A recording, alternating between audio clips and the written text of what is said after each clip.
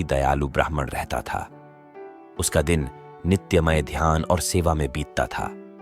ब्राह्मण का हृदय पूरी तरह से सच्चाई, अहिंसा और समर्पण से भरा हुआ था। वह लोगों की मदद करने के लिए हमेशा तैयार रहता था। एक दिन ब्राह्मण ने अपने घर के पास के वन में एक बागीचा बनाने का निर्णय लिया। उसने बागीचे की सजावट के लिए बहुत से सुंदर फूलों के बीज खरीदे और बागीचे की तैयारी शुरू की। ब्राह्मण ने एक दिन देखा कि एक कुत्ता उसके बागीचे में अच्छे अच्छे फूलों को उखाड़ रहा था।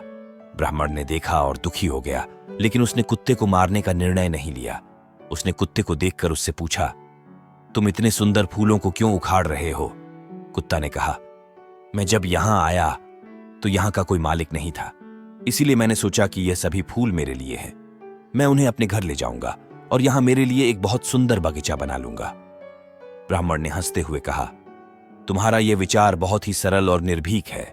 तुमने जो कुछ किया वह मैं तुम्हारे लिए रोकने वाला नहीं है।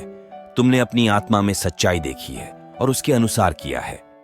इससे हमें यह सीखने को मिलता है कि हमें सभी चीजों को निर्मल मानकर उनका उपयोग करना चाहिए और दूसरों की अच्छाई को बढ़ावा देना चाहिए।